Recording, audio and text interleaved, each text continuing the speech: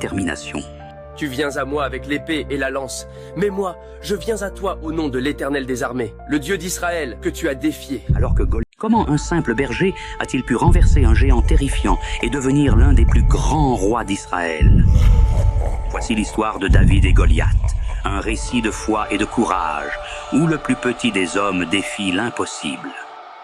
Notre histoire commence bien avant l'affrontement avec Goliath.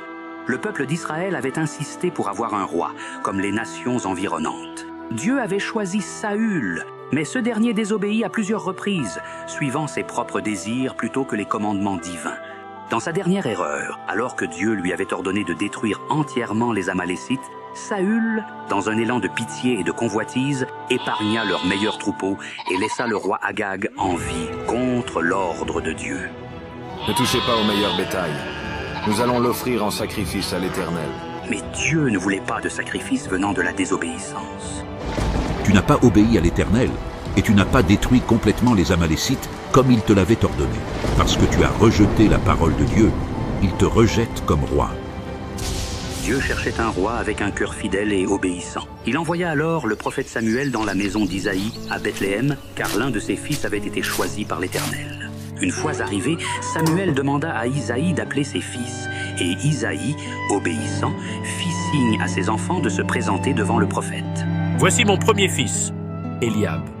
C'est un bel homme, grand et imposant, avec la stature d'un roi. » dit Isaïe avec fierté. « Certainement, celui que l'Éternel désigne par onction est ici devant moi. » pensa Samuel en observant Eliab. « Ne considère pas son apparence ni sa taille, car je l'ai rejeté. L'homme regarde à l'apparence extérieure, mais l'Éternel regarde au cœur. » Eliab, malgré sa stature impressionnante, n'était pas celui que Dieu avait choisi. L'Éternel voyait au-delà des apparences. L'un après l'autre, les fils d'Isaïe passèrent devant Samuel. Ils étaient tous admirables selon les standards humains. « Voici Abinadab, connu pour sa bravoure. Voici Shamma, doté d'une grande sagesse. » Mais Dieu refusa les 7 fils d'Isaïe. « L'Éternel n'a choisi aucun d'eux. Tous tes fils sont-ils ici ?» Il reste encore le plus jeune, mais il garde les brebis. Il passe ses journées à chanter et à jouer de la harpe. C'est un simple berger, frêle et discret. Comment pourrait-il être un roi? Va le chercher.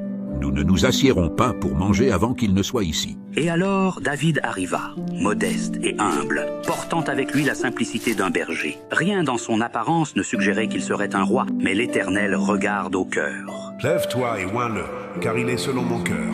Je l'ai choisi pour conduire mon peuple. » Alors Samuel prit la corne d'huile et la versa sur la tête de David au milieu de ses frères. Et l'Esprit de l'Éternel saisit David à partir de ce jour et pour toujours. Pendant ce temps,